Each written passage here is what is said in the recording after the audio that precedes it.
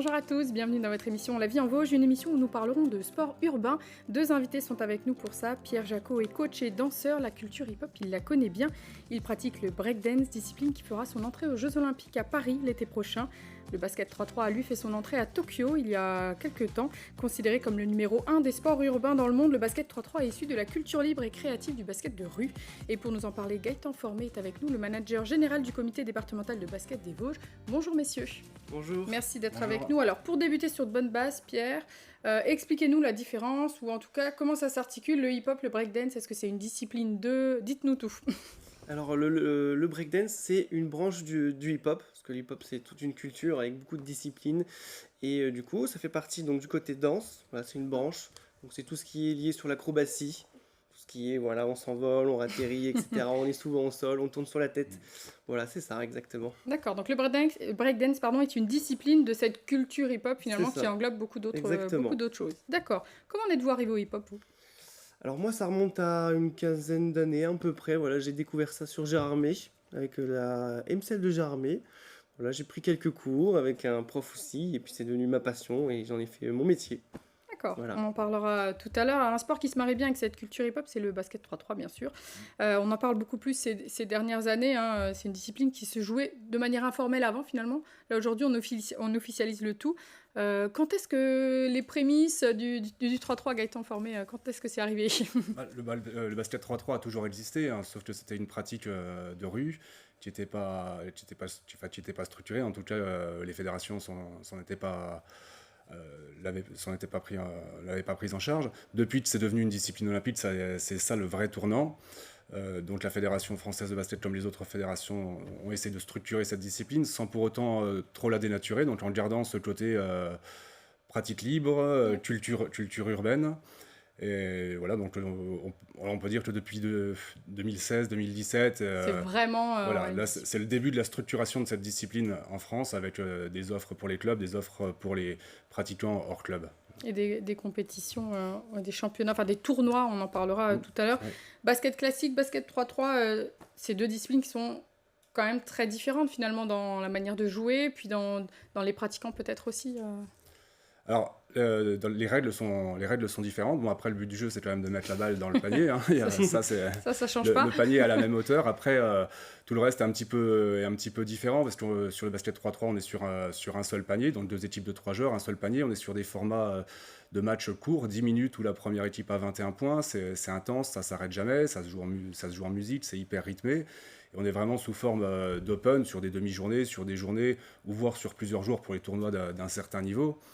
On n'est pas dans un format de championnat classique comme on peut le connaître en 5-5, où on s'entraîne la semaine et puis il y a un match tous les samedis ou tous les dimanches d'octobre à juin. Voilà. Le format est différent. Alors vous connaissez bien les deux. Oui. Vous êtes donc, je le rappelle, manager général au comité des Vosges, mais avant cela vous étiez joueur et coach, hein, c'est bien ça ? Oui, c'est ça. Donc le basket, finalement, vous êtes tombé dedans depuis tout petit. C'est ça. Alors est-ce que c'était dans la famille ? Est-ce que vous avez découvert ? Oui, ma maman était basketteuse, donc en fait j'ai commencé à l'âge de 6 ans, voilà.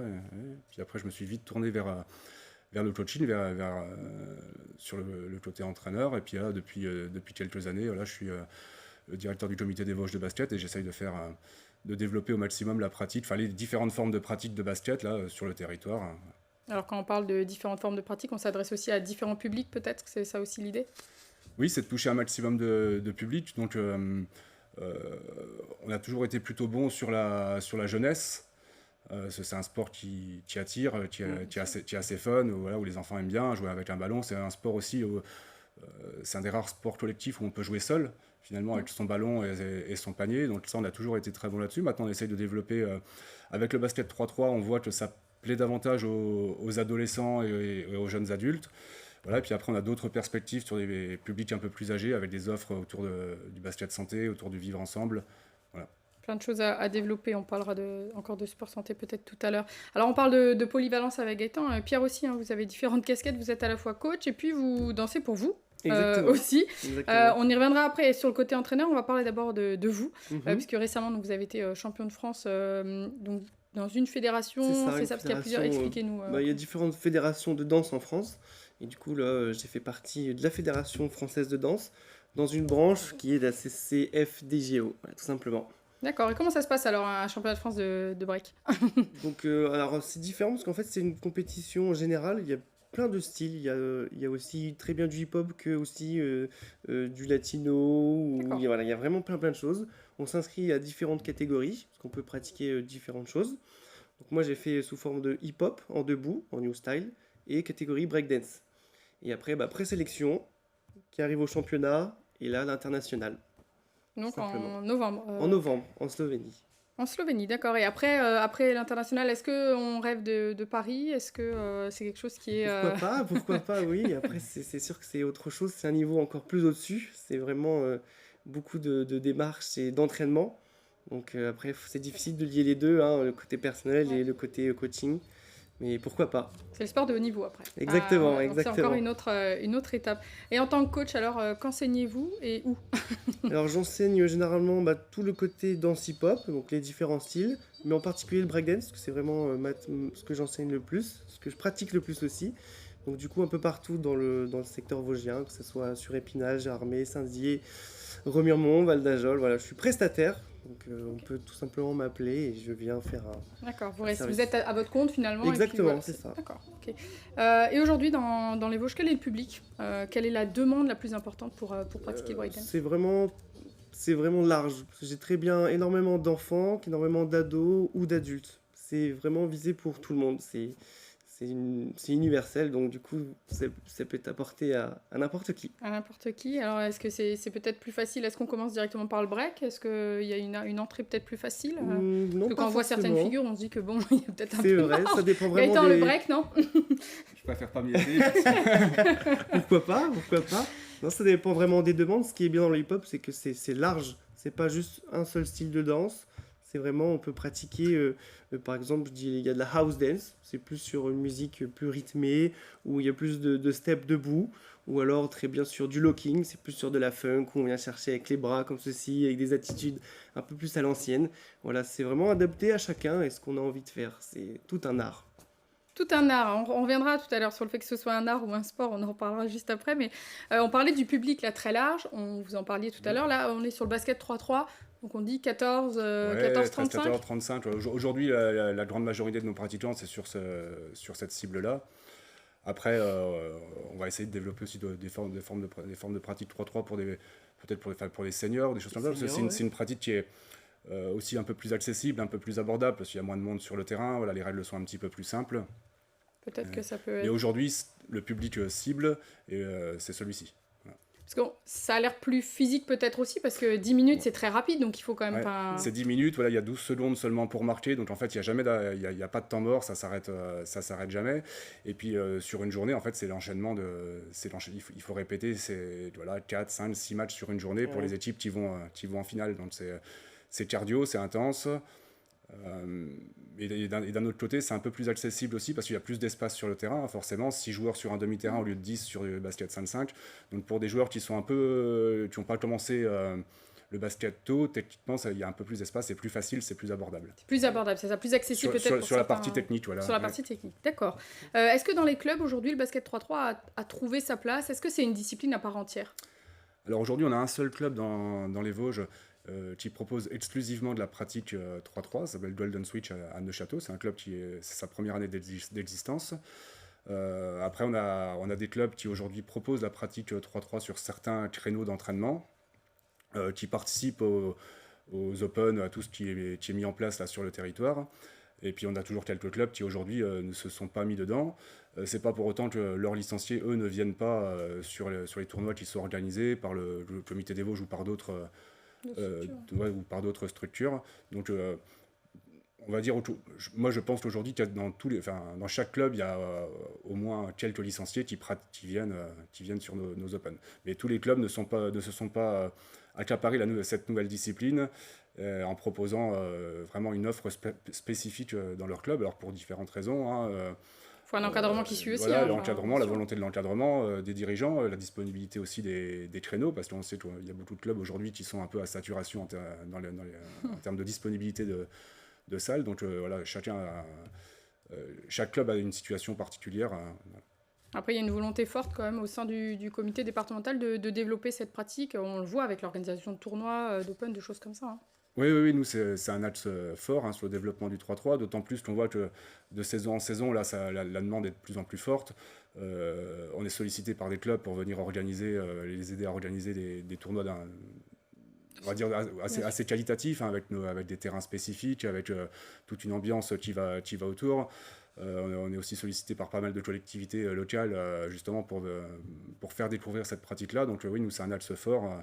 Là, ça fait 1 mois et demi, on fait que ça tous les week-ends. Et on voit des images, d'ailleurs. Ouais. Alors c'est peut-être des images de l'an passé, ça. Alors ça, c'était la saison dernière, place Foch à Épinal, en face de la préfecture. C'est ça. Parce que cette année, ça a été donc refait au niveau du collège Clémenceau à Épinal. Sur Épinal, on était à Clémenceau, qui est un terrain de basket, un lieu de pratique du basket très connu là, sur Épinal, où on a installé le terrain qu'on vient de voir à l'écran. Là, on est sur Clémenceau, parce justement. Parce que pour le coup, on installe un terrain sur un terrain. On ne peut pas jouer sur le terrain. Alors, on peut jouer en salle, on peut jouer en salle dans n'importe quel gymnase. On peut très bien jouer sur des terrains extérieurs qui sont existants avec des tracés. Et nous, on est aujourd'hui en capacité dans le département d'apporter ce terrain là en dalle plastique qui offre une visibilité tout autre et puis un confort de pratique aussi pour les pratiquants. Et là, on peut se mettre n'importe où. On a vu sur les images juste avant, place Foch, on peut aller sur du cœur de ville, on peut aller... D'aller vraiment au cœur d'aller chercher le public. Et l'idée, c'est ça aussi, parce que en proposant de la pratique 3-3 que dans les gymnases, alors déjà, le basket 3-3, c'est une pratique de rue, donc si on la met que dans les gymnases, on dénature un peu le truc, et on n'est pas visible. Parce qu'aujourd'hui, ceux qui vont venir voir du basket dans les gymnases, c'est ceux qui viennent déjà. Voilà, en allant au plus proche, finalement, de la population, des habitants, on fait découvrir le basket, finalement, au plus grand nombre. C'est une porte d'entrée, bien sûr, et c'est une porte d'entrée pour aller faire du basket 5-5, tout simplement. On attire les curieux, ça permet de venir, les gens voient l'équipement. On a toujours sur chaque événement 3-3 qu'on organise là localement, on a toujours des temps de pratique où les terrains sont en libre accès pour tout le monde. Donc ça permet, on essaye vraiment de toucher un public le plus large possible. Et puis en organisant aussi des événements assez qualitatifs, notamment en installant ces terrains rouge et noir là qu'on voit sur l'écran. Et on associe souvent, on parle de culture urbaine quand on parle de basket 3-3. Le hip-hop, c'est souvent des endroits où se croisent les deux disciplines. On l'a encore vu à Épinal dernièrement, ou peut-être à Thaon le week-end dernier. Ça va bien ensemble, ces deux cultures, deux publics qui se rejoignent, Pierre? Tout à fait, oui, parce que on a eu l'opportunité de travailler ensemble sur différentes éditions où les matchs de basket se faisaient et entre soit une démo de danse ou aussi on avait organisé un battle de danse, donc c'était vraiment relié ensemble avec la musique qui était autour, les gens, etc. C'était un bel échange, c'est toujours ça le hip-hop, c'est le partage, l'échange. Et c'est des belles valeurs. Des moments de convivialité qu'il faut conserver. Mais pour autant, il ne faut pas rester uniquement, que ce soit pour le hip-hop ou pour Basket 3-3. Dans cette culture urbaine, l'idée, c'est aussi de démocratiser un petit peu la pratique. C'est de s'adresser à tout le monde. C'est vrai ce qu'on avait fait avec Pierre depuis, on a mené plusieurs actions ensemble. C'est vrai que ça plaît bien parce que le Basket 3-3, une des particularités aussi, c'est que ça se joue en musique. Donc la musique fait partie du tournoi, la danse fait partie du tournoi. On sait que les deux disciplines seront l'une à côté de l'autre aux Jeux Olympiques à Paris. La Concorde. Place de la Concorde. Pour autant, on ne cherche pas à se... Le basket 3-3, c'est pas que le hip-hop, c'est pas que le breakdance, c'est deux choses qui se marient bien. Parce que ce qu'on a mis en place, c'était vraiment sympa. Mais l'idée, c'est pas de s'enfermer dans cette image.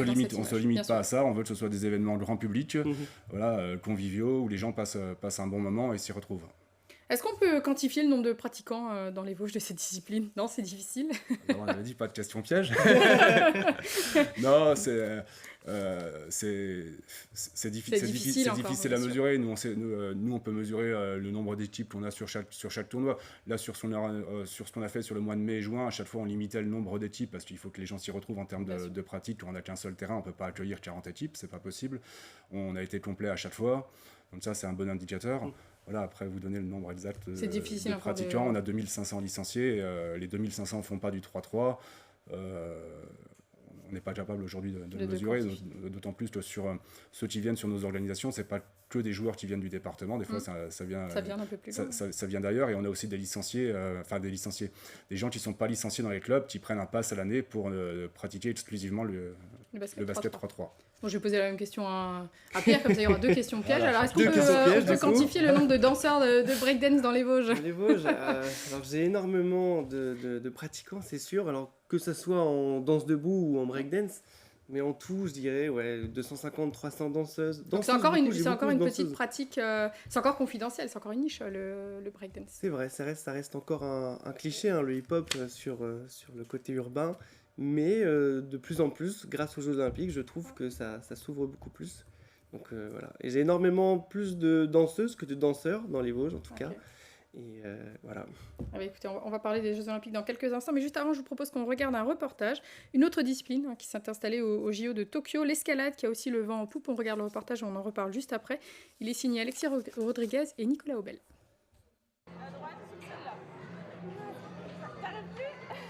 Escalader un mur de 5 mètres de haut sans équipement, le défi n'est pas évident. À Saint-Étienne, les Remiremont, des visiteurs de tout âge et de tout niveau ont pu tester leur qualité de grimpeur sur cette structure de 35 mètres carrés. Cette salle, le Open Block, s'offrait pour la première fois aux visiteurs samedi dernier. Son concept est simple. Une salle d'escalade, en gros, comme il y a un peu dans les grosses villes de maintenant, où en fait on vient, on paye une entrée et on peut venir grimper toute la journée dans un mur de bloc, un peu comme on voit ici. Donc sans baudrier, c'est accessible à tout le monde, quoi. Le but, c'est que ce soit ouvert du matin au soir et que ce soit accessible à tout le monde. Et vraiment, on vient entre potes ou juste tout seul pour grimper, boire un petit coup et puis se faire plaisir. La salle n'est pas encore prête, seule une structure éphémère était utilisable lors de cette journée. Le Open Block devrait ouvrir ses portes courant 2024 avec près de 500 mètres carrés de blocs d'escalade. De futurs adhérents sont déjà conquis par le projet. On s'était inscrit dans un club et puis on nous a parlé d'une ouverture de salle de bloc. Donc du coup, il n'y en a pas dans les Vosges et clairement ça nous intéressait pour le coup de venir voir ce que ça donne. On est bien content qu'il y ait une salle de bloc qui puisse s'ouvrir là prochainement, on espère. Et puis il y aura pas mal d'adhérents, je pense, avec notre groupe de potes. Voilà, on va essayer de venir un max. L'escalade a fait son entrée dans le giron olympique à Tokyo en 2021 avec un joli succès d'audience. Armand, Xavier et Tristan, 3 des 4 fondateurs du Open Block, travaillent ensemble dans une entreprise d'équipement et de structures d'escalade. Ils pourraient bien avoir leur rôle à jouer lors de la prochaine compétition en 2024. Alors, escalade sportive, skateboard, surf. Alors bon, chez nous, le surf, c'est un peu plus difficile. Le breaking, c'est vraiment des nouvelles disciplines qu'on verra aux Jeux de Paris. Un nouveau souffle, une bonne chose pour vous d'inscrire ces sports aux Jeux Olympiques, Gaëtan? Oui, moi je pense que c'est une bonne chose que ces pratiques finalement qui sont populaires et qui sont pratiquées par des millions de personnes dans le monde aient leur place aux Jeux Olympiques. Pierre, vous partagez le point Je de... partage la même chose aussi. Après, en hip-hop, c'était un peu plus compliqué. Il y a eu pas mal de polémiques parce qu'il ne faut pas dénaturer le côté artistique sur la pratique. Mais je trouve que c'est aussi une très bonne chose parce que ça va ouvrir un peu aussi au monde, aux gens, enlever les clichés et pouvoir... Il y a encore beaucoup d'a priori sur cette culture hip-hop, sur les personnes qui pratiquent le hip-hop. On a toujours tendance à prendre un petit peu de recul. Alors qu'il y a eu le débat, en effet, sport, art, culture, qu'est-ce que c'est que le breakdance finalement? Et on parle vraiment de pratique de haut niveau depuis pas très longtemps finalement, oui, 2019, tout récent, 2020, c'est ça, exactement, on parlait pas de... c'est exactement. C'est beaucoup par rapport à la Fédération française de danse aussi qui a remis en avant cette pratique et je trouve que c'est une très bonne chose, tout simplement. Ça a même ressorti aussi cette année parce que la discipline n'est pas reconnue par l'État, il n'y a aucun diplôme. Et la FFD a sorti l'année dernière un diplôme d'État sur cette discipline, donc entraîneur de breaking. Donc moi je suis en train de la passer aussi en VAE. Et voilà. Donc on voit qu'on progresse aussi à ce niveau-là finalement. Plus le temps passe, plus ça ouvre des opportunités et je trouve que c'est une bonne chose aussi pour nos jeunes qui vont pratiquer plus tard, d'avoir vraiment un cadre un peu plus professionnel. C'est ça, professionnel, structuré, bien sûr. Pour vous, on parle vraiment de sport de haut niveau? Vous le pratiquez, vous l'entraînez?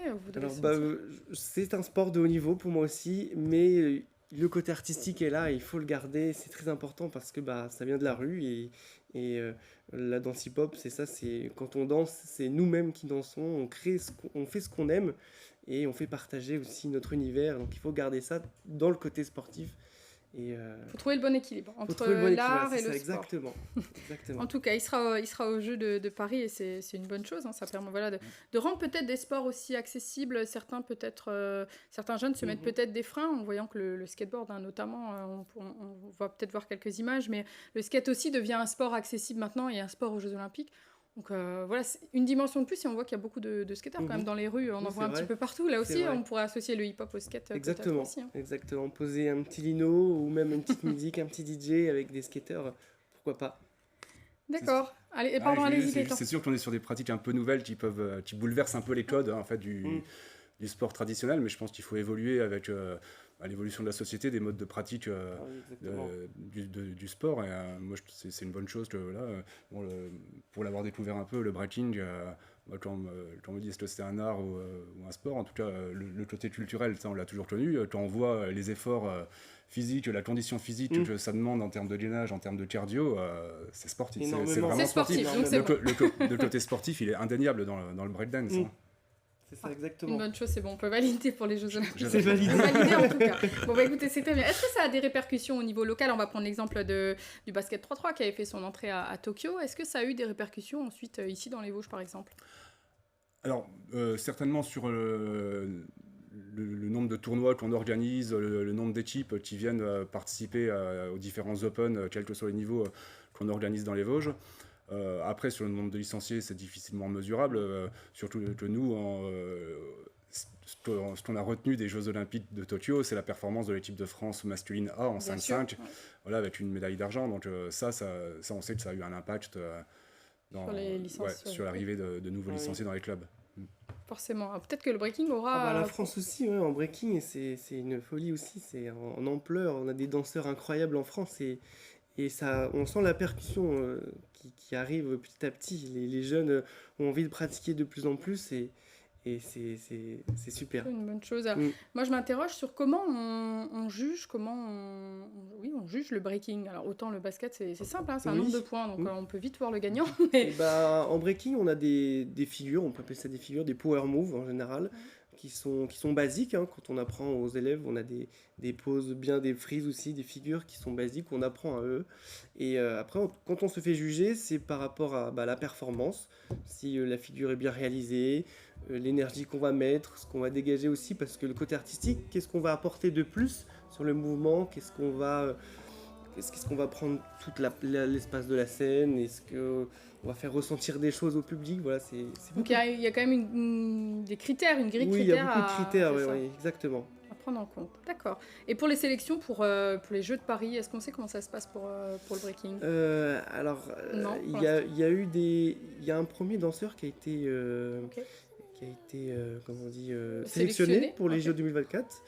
Donc, alors je sais plus exactement c'était où, j'ai plus le lieu, mais les sections sont en cours exactement et on a déjà eu un danseur français qui a été sélectionné pour les JO 2024. Alors, est-ce qu'on verra 2 équipes de France féminines, masculines au basket, j'espère, à Paris quand même, au basket 3-3 4 Ah oui, 2 en 3-3. Au basket 3-3, pardon. En 5-5, on est sûr d'être qualifié. C'est ça, en 5-5, on est sûr. En étant pay-out, par contre, en 3-3, le fait d'être pay-out ne donne pas forcément de place automatique. Alors, le système de qualification, il est particulier. En fait, les meilleures équipes au ranking sont qualifiées directement. Les autres devront passer par des qualifications. Là, on sait que les filles aujourd'hui au ranking mondial sont plutôt bien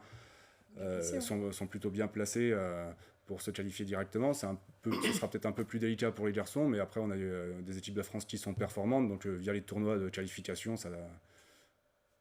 on peut y croire. Ça devrait, ce serait bien quand même d'avoir toutes les équipes qualifiées à Paris. Dans les Vosges, les prochains rendez-vous à ne pas manquer, est-ce qu'il y en a encore ? Vous avez bien donné, je crois, cette dernière semaine, mais... Oui, le dernier, on vient de terminer hier soir l'Open Plus de Thaon, donc il y a une des 20 étapes du tournoi de la Super League de la Fédération française de basket. Donc là, c'était le dernier gros événement 3-3. Là, maintenant, on va passer sur nos camps d'été dès la semaine prochaine, et puis après un peu de vacances. Un peu de vacances avant de réattaquer la saison 2023-2024 finalement, qui va être forcément bien chargée à l'approche des Jeux. Jeux Olympiques. Ouais.